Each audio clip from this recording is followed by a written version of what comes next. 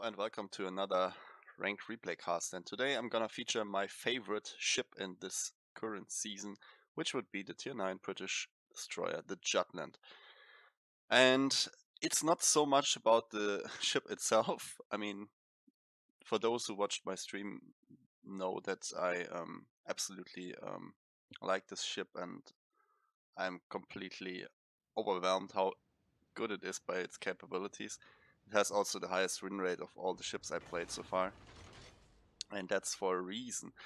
But it's more about the matchmaking. Look at this. 1 battleship each side and 5 destroyers each side. And we have a quick communication in our team. Let's bunch up and let's go for it. So the thing is, I encountered this kind of setup like 2 or 3 times yesterday, and I think it is interesting to think about what kind of options do you have. And we decide we bunch up just for the reason we have a plaque which can provide radar. And the enemy has a Jungmu. Okay, so in this regard we are equal, because I expect the Jungmu to have radar. On the other hand, it comes down to the firepower. And we have 2 Kitakazes, while the enemy has only 1, and the Fletcher, while we have a plaque. Okay, that's also equal, but we have 2 Kitakazes, and we want to make them or bring them into a position that they can farm. So the goal here is mainly pick up kills. Don't go for the buffs first, maybe for that one that is the closest, and we decide, okay, let's go and rumble around here. And let's see what we can achieve by doing that. Jutland has Hydro, so there will be a lot of torps. That is very helpful in this regard. I will play the spotter, not the DPM on, or not the damage dealer. It's also pretty clear. So the plaque can safely radar, and the Kitakazes and the other Jutland can safely use their DPM against enemy destroyers that are up. Also, our Jambard is following us close up, which is also helpful. He has the reload booster. He can... Yeah, this is, by the way, not what it was intended. That guy played a bit for himself. You don't go for the battleship in the start. You want to kill destroyers in the setup. So basically what you always should do, but he must have understood our goal, I guess. Nevertheless, I'm going straight for it. The Jambard is close. Of course, in this case, it just makes sense for him if he stays around with us. And yeah, can support us really good. I'm laying a smoke for the plaque to enter it and stay here. That was my initial goal, but he didn't got it. So I don't intend to shoot. I would just torp and spot. As soon as they open up, they will yeah, this Jutland has to smoke up at some point, and of course rely on torpedoes and so on and so on. But I don't use my guns. I just want to see all the guys that are luring around, and yeah, we want to chunk them down bit by bit. That's really the most important part of it. And I played in my Z46 one game where we had kind of the same constellation, and we split it up for the buffs, and that was a major mistake because the enemy did exactly what we do here right now, and the enemy in this game also did the same. So they were also bunching up, which is good and really helpful. Yeah, our plaque eats a torpedo. This is of course unfortunate. Also the Jambard. There were just simply too much torps, I guess, in the water. But don't all smoke up. I mean, you have to coordinate it a bit, if possible. Just do it so that yeah, you have someone spotting, the rest is shooting. This is really important. Jambard is getting into a position where he's kinda safe from destroyers, which is also a good idea. I mean, he can cover quite a lot of the map, and if the enemy is going here and so on, it makes sense. But honestly, if you look at the HP pool, I think our team lost more HP than the enemy, and that's of course quite challenging to win this game. And that guy, yeah, as I said, he played for himself more or less, and this is of course not what you should do. That Kitakaze is useless. We just need to kill these guys. It's really important. And yeah, he just needs to leave this, and yeah, our plaque is really under heavy fire because radar. For whatever reasons, he didn't counter radar, which is questionable. The enemy Chungmu is doing a good job. He's sitting in the smoke radaring, or sitting in a friendly smoke radaring, and then also is able to use his guns. Problem solved, sir. But yeah, I'm keeping my duty as a spotter here. I'm using my RPF. Of course, now I have to be a bit more careful since it just ran out. Also, my team was like, let's push and so on and so on. And I was like, no, we don't have the HP to do it right now, so we need to pick them up when they come for the buffs, and that's really important. In this close encounter, and I know that the radar was just used, I will go for the Jutland here. With all the support, should be doable. I'm immediately smoking up. And let's hope that we can get him. And yeah, what did the Jutland kill here? I can tell you he's dead.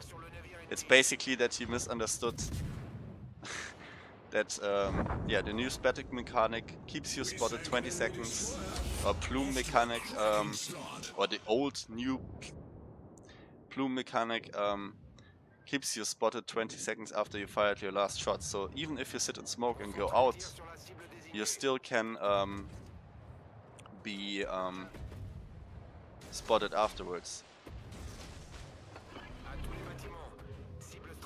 And yeah, that's what got him killed. If he would have waited 20 seconds in the smoke, I think he was worried about torpedoes, but still, better don't do it than do what he did.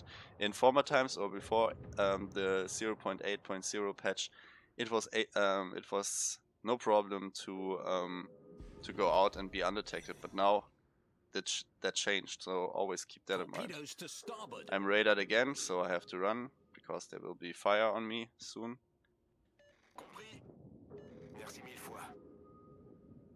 And yeah, Jutland comes in handy again, of course, because of the availability of smoke every now and then. I can always smoke and disengage after the radar. Should be fine. A bit unlucky for us is that there is no single buff with a heal yet. Our plague is still at the low HP he was like 2 or 3 minutes ago. And yeah, so the Kitakaze hit a torp on the Chungmu. So the radar is gone, and this gives us now the significant lead we need. But I guess you understood what you have to do, because if you would have split it up in 2 sides, we would have died, or one side, especially this side, would have been overrun, and yeah, we most likely would have lost the game. But since we all stayed more or less together, that changed. And this is really important that you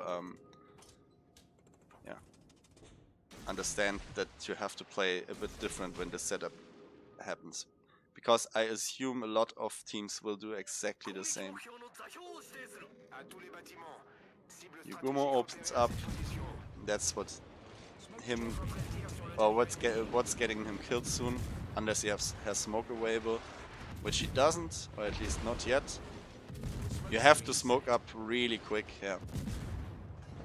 He just waited simply too long for it, and that's what is probably getting him killed. Yep. Oh, the Fletcher is dead. Or was it a Fletcher? I thought it was the Yugumo, okay. But, yeah, never mind. So in this kind of setup, you have to be aware that whenever you smoke up and you fight the majority, or whenever you engage, you have to smoke up immediately at some point.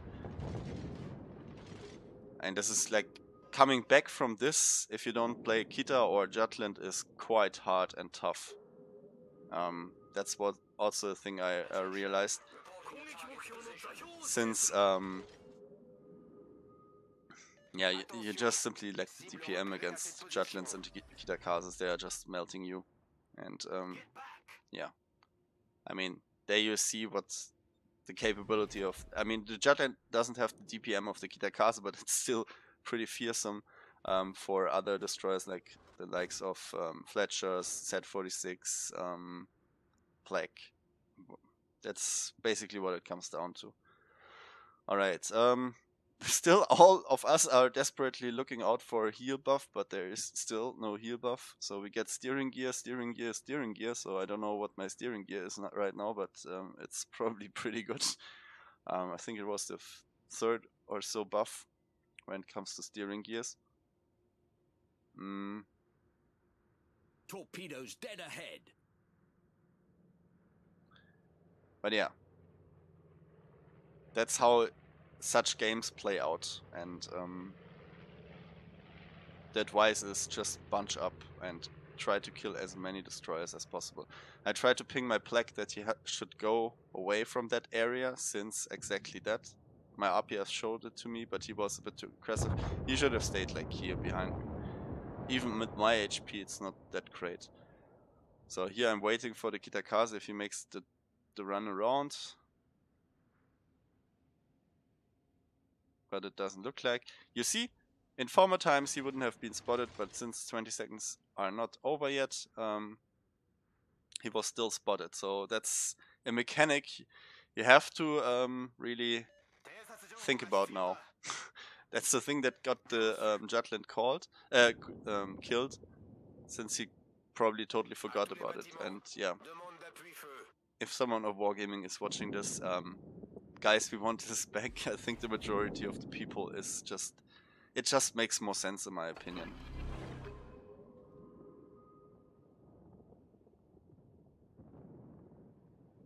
Yeah, now everybody is focusing on the Jambard, who is separated from his destroyers. Of course, that's a thing that shouldn't happen. He should, as soon as he saw that his destroyers are like getting killed here, he should have reversed and maybe go to the side where his destroyers are, so he can support them. Because right now he's totally alone up there. If he would have reversed back here and then pushed up down here, would have been probably the easier choice for him. Our Jambard also played pretty well.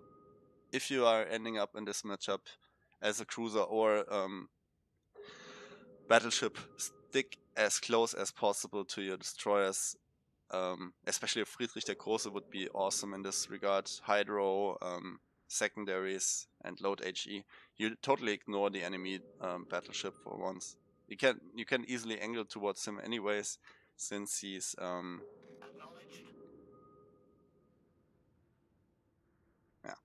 since it's pretty easy to angle against one target. So you can help your destroyers pretty easily. The Jambard asked me to screen for him. That's what I did. And here I'm a bit too aggressive and get myself killed. But it doesn't matter, we have the game in the bag. If I kill the Kita, I traded 1 for 1, this is okay. I didn't even check the base XP. I think the game will be over here because I aborted it. Yes. And yeah, we won a pretty nicely game. Yeah, just wanted to show it to you, that you have an insight how such games could play out. And normally it's like this: the teams that have more DPM destroyers and, let's say, the smarter players in general will win this. This is pretty simple. I had to learn this by myself, but bunching up is the way to go. Ignore the buffs in the beginning, just overrun the enemy if possible. And yeah, especially when you have a majority or in a superior force on one side, because the enemy split up or something like that. Okie dokie. Yeah, thanks for watching, guys. Hope it was helpful, and yeah, see you next time. Bye bye.